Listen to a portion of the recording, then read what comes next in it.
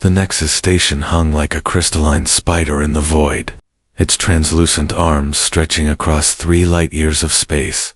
Today, it hosted the most important gathering in galactic history, the convergence of worlds. Every civilization had sent their finest diplomats, their wisest minds, their most influential leaders. Every civilization, except one, Ambassador Vextal of the hegemony, adjusted his ceremonial robes, the bioluminescent patterns pulsing with satisfaction. The motion passes unanimously, he announced to the assembled delegates. Humanity will be classified as a level 0 species quarantined to their system indefinitely. The chamber erupted in approving harmonics. The krill clicked their mandibles in agreement. The ethereal collective's energy beings flickered with contentment. Even the stoic molten caste representatives allowed their crystalline forms to glow brighter. "They're too aggressive," hissed Senator Yithra of the Serpentine Dominion. "Too unpredictable. They've barely left their homeworld, and already they're spreading like a virus." "The data supports containment," added Prime Calculator. "Nexus 7 of the machine orthodoxy.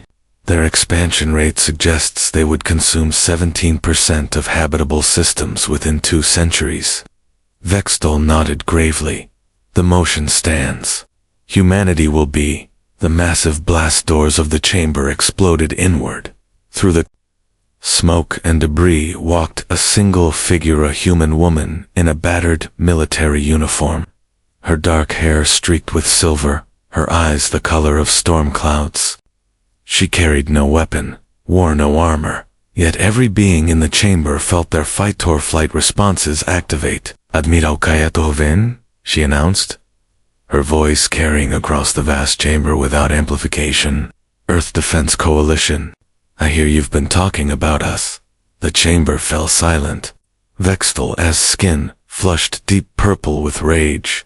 "This is a violation of every diplomatic protocol. How did you even get here?" Kaya smiled, and it wasn't pleasant.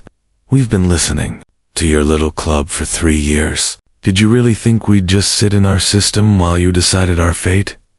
Prime Calculator Nexus Sechi processed rapidly. "Impossible. Our quantum encryption is adorable," Kaya interrupted. "My 12-year-old nephew cracked it for a school project." She began walking down the central aisle, her boots echoing in the stunned silence. "Here's what's going to happen. You're going to give us a seat at this table. You're going to treat us as equals, and you're going to learn why quarantining humans is the worst idea you've ever had. You have no authority here," Vextal roared. "No invitation." "No, I don't need an invitation," Kaya said, stopping at the central podium. "I need your attention, and, judging by the 17 battle fleets currently surrounding this station, I'd say I have it." The chamber's emergency displays flickered to life, showing the space around Nexus Station. What had been empty void minutes ago now swarmed with human vessels, sleek, predatory shapes that moved with mechanical precision. "We call it the Terran Expeditionary Force," Kaya continued conversationally. 200 ships, crewed by volunteers who got tired of waiting for your permission to exist. Vextal's translator struggled with the ambassador's sputtering rage. "This is ... that this is an act of war." "No," Kaya said, her voice dropping to a whisper that somehow carried to every corner of the chamber. "This is an introduction. War is what happens if you keep pretending we don't exist." She turned to address the assembled delegates directly. "My name is Kaya Torvin, and I'm here to tell you about humanity. Not the version you've created in your reports, but the real thing. The species that doesn't ask permission to survive." The silence stretched like a held breath. Kaya stood at the podium, her presence somehow filling the enormous chamber, despite being the smallest being present. The assembled delegates, creatures of crystal and energy, beings of pure thought, and molten metal, all found themselves focused on this single human. "Your concern," she began, gesturing to the displays still showing the human fleet, "is understandable. We are expanding quickly. But you've made a fundamental error in your analysis. Senator Yathara serpentine form coiled tighter. Enlighten us, human. You assume expansion equals aggression. Let me tell you about the Kepler incident.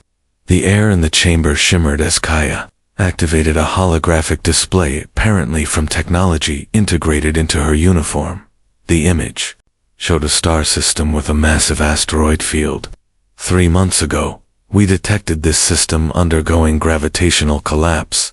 A rogue planet had entered the system, disrupting the orbits of 17 inhabited worlds. The local subspecies called the Veth had, maybe 6 months before extinction. The hologram shifted, showing insectoid creatures with delicate, crystalline wings fleeing their dying worlds in primitive spacecraft. They never asked for our help. Hell, they didn't even know we existed. But our exploration ship, the UES Defiant, was nearby. Captain Zara Fenwick made a decision that cost her career and nearly started a diplomatic incident with your precious hegemony. The display showed human ships moving into the system, their energy signatures blazing against the cosmic darkness. She saved them, all of them, 17 billion Veth, evacuated to stable worlds in the outer system. The hegemony was furious. We'd interfered with natural selection and violated about 40 different non-interference protocols. Vextal's skin patterns shifted to defensive configurations. The hegemony maintains strict protocols for a reason. Species must develop independently, or what? Kaya's eyes flashed. They die. Because that's what would have happened to the Veth. They'd have died following your protocols, while you filed reports about it. She turned to address the wider chamber. This is why you fear us. Not because we're aggressive, but because we don't wait for permission to do what's right. We see a problem, we solve it. We see someone in danger, we help them, even if it costs us. Prime Calculator Nexus 7 processed this information with mechanical precision. Your species' tendency toward immediate action creates unpredictable variables in galactic stability. Stability? Kaya laughed, and the sound was sharp enough to cut. You mean stagnation? When was the last time any of your civilizations discovered something new, created something revolutionary, pushed beyond the boundaries of what's possible? She gestured to the chamber around them. This station is beautiful. It's also 3,000 years old, and barely changed since it was built. Your entire galactic civilization has been treading water for millennia. We have achieved perfect societal equilibrium. The ethereal collective's representative pulsed. Conflict is minimized. Resources are allocated efficiently. Peace is maintained. Peace, Kaya repeated. Is that what you call it when the Outer Rim colonies are dying of plague because your perfect equilibrium doesn't allow for emergency medical intervention? When entire star systems go dark because investigating would violate someone's territorial claims? The chamber stirred uneasily. These were known issues, subjects carefully avoided in diplomatic discourse. Humans don't achieve equilibrium, Kaya continued. We achieve growth. We push boundaries. We take risks. We fail spectacularly and learn from it. And yes, sometimes we cause problems, but we also solve them.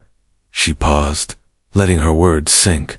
And the Veth are alive today because one human captain decided their lives mattered more than protocol. That's not aggression, that's responsibility. Vextal's patterns flared with indignation.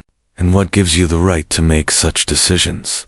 What authority do you claim over the fate of other species? Kaya's smile was sharp as a blade. The same authority you claimed when you decided to quarantine us. The authority of being strong, enough to act. The chamber erupted in chaos-angry harmonics, clicking mandibles, flashing lights. But Kaya's voice cut through it all. The difference is, we use that strength to build instead of control, to protect instead of contain, to create opportunities instead of limiting them. She gestured to the displays still showing the human fleet.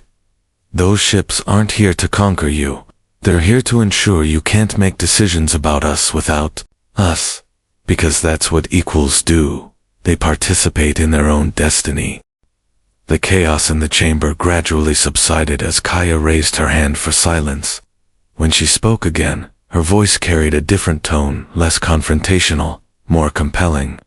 You want to know what humans are really like? Let me tell you about the Corvani. The holographic display shifted, showing a barren world scarred by industrial exploitation. The Corvani were a proud species. Advanced technology, rich culture, beautiful art.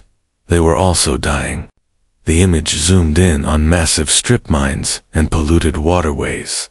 They'd consumed their homeworld in pursuit of expansion. Sound familiar? By the time they realized what they'd done, it was too late. Their ecosystem was collapsing, their population in free fall. Senator Yithara's scales rippled with interest, despite herself. This is documented in the Hegemony archives. The Corvani extinction event occurred 700 years ago. That's what your archives say, Kaya agreed. But your archives are wrong. The display changed, showing a lush world with crystalline cities rising from restored forests. Beings that looked like living gemstones moved through the landscape, alien but thriving. The Corvani are alive and well on New Corvath. Population 4 billion and growing. They've become master terraformers, healing dead worlds across 3 systems. They're not extinct, they're refugees we helped relocate. The chamber fell silent except for the hum of processing systems as the implications sank in. Impossible, Vextal whispered. The Hegemony surveyed their system. We confirmed total ecological collapse. You confirmed what you expected to find, Kaya corrected. You saw a dying world and wrote it off as another lesson in the dangers of rapid expansion. You never looked deeper. She turned to address the chamber directly. This is your fundamental weakness. You observe, you categorize, you file reports, but you don't engage. You don't take risks. You don't get your hands dirty trying to actually solve problems. Primica Oculator Nexus 7's optical sensors focused on her. Your species intervened in a natural extinction event. The ecological balance of the galaxy is not your responsibility, Kaya interrupted, and it's certainly not worth letting entire civilizations die to maintain. The Corvani asked for help. We gave it. They're now contributing members of the galactic community, or would be, if you actually let them participate. She gestured to the display. They've restored 17 dead worlds. 17 worlds that were written off as uninhabitable are now thriving ecosystems. How many problems could we solve if we actually worked together instead of maintaining your precious equilibrium? The ethereal collective's representative flickered with uncertainty. The risks of uncontrolled intervention are outweighed by the certainty of doing nothing, Kaya finished. Here's what I propose. A challenge. She touched her uniform, and the display changed to show a star map with several highlighted systems. These are crisis zones. Worlds facing extinction events. Species on the brink of collapse. Civilizations trapped by their own limitations. Your protocols say observe and document. We say act and adapt. The chamber stirred with interest and alarm. Give us 1 year, Kaya continued. 12 months to prove that intervention works better than isolation. We'll take these cases, all of them. We'll solve what we can, learn from what we can't, and show you the results. And if you fail, Vex asked his patterns, cycling through skeptical configurations, then you were right. Quarantine us. Lock us in our system, and throw away the key. But if we succeed, she paused, letting the weight of the moment settle. If we succeed, you give us full membership in the galactic community. Equal voice, equal vote, equal responsibility. The silence stretched across the chamber like a physical thing. Representatives whispered among themselves in a dozen different languages, their translators struggling to keep up. The risks are enormous, Senator Yithara hissed. If humans destabilize even one system, then we'll fix it, Kaya said simply. That's what we do. We take responsibility for our actions. We learn from our mistakes. We adapt and improve. She looked around the chamber, meeting the gaze of every delegate. This isn't just about humanity. It's about the future of galactic civilization. You can continue your slow decline into stagnation, or you can take a chance on something better. The display showed the human fleet still surrounding the station, but now it seemed less threatening and more hopeful. The choice is yours, Kaya said, but choose quickly.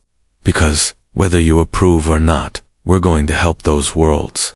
The only question is whether you'll be part of the solution, or part of the problem. The chamber erupted in a cacophony of competing voices. Delegates huddled in species-specific clusters, their conversations ranging from heated to horrified. Ambassador Vextal's skin patterns flickered through rapid cycles of color, betraying his inner turmoil. "This is madness," he declared, his voice carrying over the chaos. "You ask us to gamble the stability of known space on the whims of a species that has existed for mere moments on the galactic timescale." Kaya remained calm at the podium, her stance relaxed but ready. "You're already gambling? You're betting that doing nothing is safer than doing something. How's that working out for you?" "Our methods have maintained peace for over 3 millennia, protested Senator Yathara. "Peace for who?" Kaya shot back. "Not for the Veth, who would have died without intervention. Not for the Corvani, who were written off as extinct.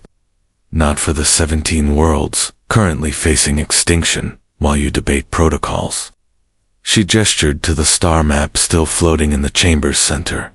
"Do you know what these crisis zones have in common? They're all in frontier space, far from your core worlds, easy to ignore." Prime Calculator Nexus 7 processed this observation with mechanical precision. Frontier territories are inherently unstable.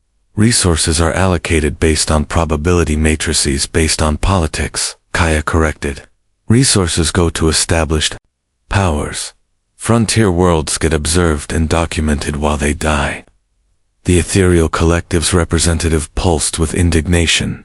"You oversimplify complex interstellar dynamics." "I cut through the bureaucracy," Kaya said. "Here's a simple dynamic. Sentient beings are dying while you debate whether saving them violates your precious protocols." She touched her uniform again, and the display zoomed in on one of the highlighted systems. Gamma Centauri 7. Population, 200 million. Problem: their star is entering early helium flash, making their world uninhabitable within 8 months. The image showed a beautiful world with golden cities and vast agricultural plains, already showing signs of climate disruption. The HFY response: observe and document the evacuation process. Maybe learn something about stellar mechanics. But don't interfere, let them solve it themselves, with their primitive technology. Vextal's patterns shifted to defensive configurations. The hegemony offers evacuation assistance within established protocols, which require 17 different approvals and take a minimum of 2 years to process, Kaya interrupted. These people have 8 months. She turned to address the chamber directly. This is what we're fighting against. Not your species, not your governments, but your paralysis. Your inability to act when action is needed. "And what would humanity do?" asked a new voice. Commander Rex of the Molten Caste, his crystalline form glowing with internal fire. "What miracle would you perform that we cannot?" "No miracle," Kaya replied. "Just work. Hard, dangerous, expensive work. We'd move them, all of them. 200 million beings relocated to suitable worlds within 6 months. Impossible," Vextal scoffed. "The logistics alone are complicated, not impossible. We've already run the calculations. 17 heavy transport vessels, working in rotation. Temporary habitats established on 3 different worlds. Resource allocation managed by AI systems that don't care about territorial disputes." She paused, letting the implications sink in. The total cost would be roughly equivalent to what the hegemony spends on diplomatic receptions in a single year. The chamber fell silent as delegates absorbed this information. "You speak of costs," Senator Yithra said slowly. But what of the consequences? Moving 200 million beings disrupts established population dynamics, resource allocation, territorial agreements. It keeps them alive, Kaya said flatly. Sometimes that's more important than paperwork. She looked around the chamber, her gaze settling on each delegate cluster in turn. This is why you fear us. Not because we're aggressive, but because we make your comfortable system of managed decline look like what it is, a failure of imagination.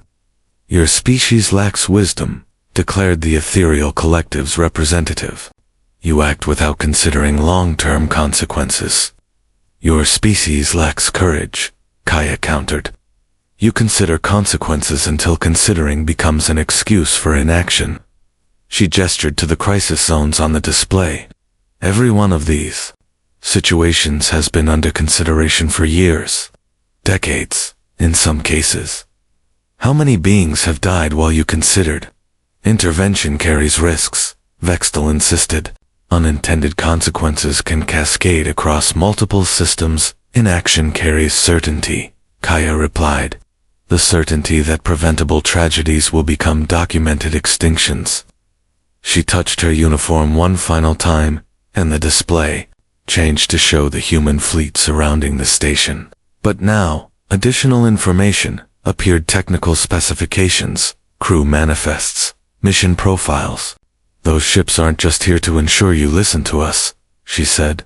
They're here to act regardless of your decision. The Gamma Centauri evacuation begins in 72 hours. With or without your approval. The chamber exploded in protests. But Kaya's voice cut through the chaos. This is your choice. You can be part of the solution, or you can file reports about how we violated your protocols while saving lives. But understand this, the age of human isolation is over. We're taking our place in the galaxy whether you invite us or not. The chamber's atmosphere had shifted from diplomatic formality to something approaching panic. Delegates whispered furiously among themselves, their translators struggling to keep up with the rapid exchange of ideas.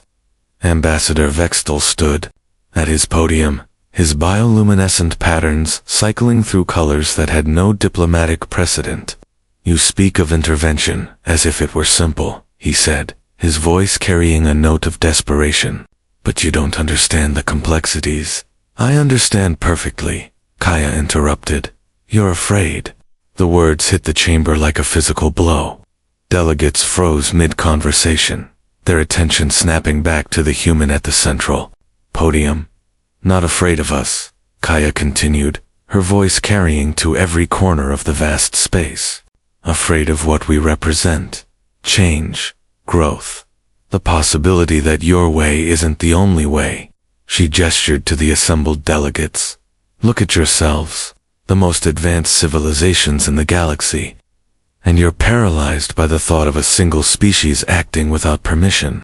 Your species is unpredictable, Senator Yithra hissed. You lack the wisdom that comes with age. We lack the cynicism that comes with stagnation, Kaya corrected. When did you last discover something new? Create something revolutionary? Push beyond the boundaries of what's possible? She touched her uniform, and the display changed to show a timeline of galactic history. The hegemony's last major innovation, 3,000 years ago. The Serpentine Dominion, 2,000 years. The Ethereal Collective, 1,500 years. The timeline showed a clear pattern: early rapid advancement, followed by centuries of gradual decline into maintenance mode. You've achieved stability by sacrificing progress. You've eliminated risk by eliminating growth. You've created perfect equilibrium by making it impossible to change anything. Prime Calculator Nexus 7's optical sensors focused on her with mechanical precision. Stability ensures survival. Change introduces variables that can cascade into systemic failure. Survival isn't living, Kaya said simply. It's just not dying. And sometimes, not dying isn't enough. She turned to address the chamber directly. Do you know what humans have accomplished in the 100 years since we left Earth? We've colonized 47 systems. We've made contact with 36 species. We've solved ecological crises, ended civil wars, and prevented 14 different extinction events. Documented, Vextel asked, his patterns shifting to skeptical configurations. Verified by the beings we helped, Kaya replied. Species that your databases list as extinct, isolated, or primitive. Species that are now thriving because someone was willing to take a risk. The display changed to show a collection of worlds, some restored, some newly settled, all clearly inhabited by different species. The Kepler incident wasn't an isolated event, she continued. It was standard operating procedure. We see a problem, we solve it. We find people in trouble, we help them. We discover something new, we share it. And if your interventions fail, asked Commander Rex of the Molten Cast. Then we learn from the failure and try again, Kaya said. That's how progress works. You take risks, you make mistakes, you adapt, you improve. She paused, letting the words sink in. The difference between humans and the rest of you is that we're not afraid to fail. We're only afraid of not trying.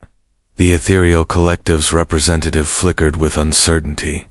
The risks of uncontrolled change are outweighed by the certainty of controlled decline, Kaya finished. Look at your own records. Birth, rates dropping, innovation stagnating. Entire species choosing isolation over engagement. You're not maintaining civilization, you're managing its decay. She gestured to the timeline still floating in the chamber's center. This is what a dying civilization looks like. Not collapse, not conquest, but gradual withdrawal from the universe. You've made engagement so difficult, so regulated, so risky, that most species choose not to participate. The protocols exist for good reason, Vextel protested. The Confederation Wars, the hive mind incident, the temporal paradox crisis, all happened over 1,000 years ago, Kaya interrupted. How long are you going to let ancient fears dictate present policy? She touched her uniform again, and the display showed current galactic statistics, population trends, trade volumes, technological advancement rates. This is what your perfect stability has achieved. A galaxy-wide decline into irrelevance. At current rates, half the civilizations in this chamber will be extinct within a millennium. Not from war, not from catastrophe, but from simple demographic collapse. The chamber fell silent as delegates absorbed this information. Humans offer something different, Kaya continued. Not dominance, not conquest, but partnership. The chance to break free from the cycle of decline and try something new. And if we refuse? Senator Yithra asked quietly. Kaya's smile was sad rather than threatening. Then you'll continue exactly as you are. Stable, secure, and slowly dying. But we won't be joining you. She gestured to the human fleet still surrounding the station. Those ships represent the future not just of humanity, but of any species, willing to take risks for growth. We're going to explore new worlds, solve impossible problems, and build something better than what exists. The question isn't whether you'll stop us, she said. The question is whether you'll join us. The silence in the chamber stretched across minutes that felt like hours. Delegates sat frozen in their considerations, the weight of Kaya's words settling over them like a physical presence. The human admiral remained at the podium, patient, but ready, her mere existence, a challenge to everything they had built. Finally, Commander Rex of the Molten Cast spoke, his crystalline form pulsing with internal fire. You ask us to abandon millennia of careful balance for the promise of uncertain change? I ask you to abandon slow suicide for the possibility of actual life, Kaya replied. But I understand your hesitation. Change is terrifying when you've spent centuries avoiding it. She gestured to the displays still showing the crisis zones. Let me make this simpler. You don't have to change everything at once. You don't have to abandon your protocols or restructure your governance. You just have to let us help. And what guarantee do we have that your help won't cause more harm than good? Vextal asked, his patterns cycling through cautious configurations. None, Kaya admitted. But what guarantee do you have that doing nothing won't cause more harm than good? The Gamma Centauri system is still dying. The frontier worlds are still failing. The galaxy is still declining. She turned to address the full chamber. Here's what I propose. A trial period. 6 months. We tackle 3 of the crisis zones with observation teams from each major power. Full transparency. Complete documentation. Shared results. And if your interventions fail, Senator Ythra asked, then we accept quarantine and work within your established protocols, Kaya said. But if we succeed, you give us full membership and allow us to continue our work. Primi calculator Nexus 7. Process this proposal with mechanical precision. Acceptable risk parameters. Limited scope. Controlled variables. Measurable outcomes. The ethereal collective finds merit in empirical testing. Pulsed their representative. One by one, delegates began to nod or express agreement in their species-specific ways. The proposal was reasonable, limited, controllable. Very well, Vextal said finally. The hegemony will consider. No, Kaya interrupted. Not consider. Decide. Now. The beings in those crisis zones can't wait for your consideration process. She touched her uniform one final time, and the display changed to show real-time feeds from the 3 systems she'd highlighted. On Gamma Centauri 7, golden cities blazed under an increasingly unstable sun. On Kepler 4 for 2b, acid rains fell on the last refugee camps. On Wolf 359c, the final generation was being born as their species faced extinction. Every day you delay, people die, she said simply. Every hour you debate, entire families lose hope. Every minute you hesitate, children are born into a world that's already ending. The chamber fell silent as delegates watched the feeds. These weren't abstract statistics or theoretical problems. They were real beings facing real extinction. The trial period begins now, Kaya announced. With your participation or without it. But I'd rather have you as partners than obstacles. Ambassador Vextal's patterns shifted through the full spectrum of diplomatic uncertainty before finally settling on reluctant agreement. The hegemony consents to the trial period under strict observation protocols. The Serpentine Dominion will provide oversight, Senator Ythra added, her scales rippling with nervous energy. The ethereal collective will monitor for systemic disruptions, their representative pulsed. The machine orthodoxy will document all variables, Prime Calculator Nexus 7 declared. One by one, each major power agreed to participate in the trial, not enthusiastically, but with the recognition that the alternative was to watch humanity act without their input. Kaya nodded, her expression shifting from confrontational to collaborative. Thank you, all of you. This is the beginning of something better. She gestured to the human fleet surrounding the station. Those ships will begin the evacuations immediately. But they're not just human vessels anymore, they're galactic rescue ships, crewed by volunteers from every species willing to help. Volunteers? Vextal asked, his patterns shifting to confusion. Did you think we came here just to make demands? Kaya smiled. We've been broadcasting our intentions for weeks. Thousands of beings from across the galaxy have already volunteered to help. They're waiting for permission to board our ships and join the rescue efforts. The displays showed the true scope of the human fleet, not just military vessels, but converted civilian ships, research stations, even luxury cruisers. And approaching from all directions were smaller craft carrying volunteers from dozens of species. The galaxy isn't dying, Kaya said, her voice carrying a note of triumph. It's just been waiting for someone to give it permission to live again. She looked around the chamber one final time, meeting the gaze of every delegate. This is what humans bring to the galaxy, not dominance, not conquest, but hope. The hope that things can be better. The hope that problems can be solved. The hope that the future can be brighter than the past. Welcome to the age of galactic cooperation, she said. It's going to be a wild ride. As the chamber erupted in a chaos of preparation and planning, Kaya stepped back from the podium. The human fleet began to disperse, their ships joining with volunteer vessels from across the galaxy. The greatest rescue operation in galactic history was beginning. The age of human isolation was over. The age of galactic renewal had begun, and in the depths of space, on 3 dying worlds, the first messages of hope in centuries began to arrive. Help is coming. Hold on. You are not alone. The galaxy had found its voice again, and it spoke, with humanity's accent of stubborn optimism and relentless hope.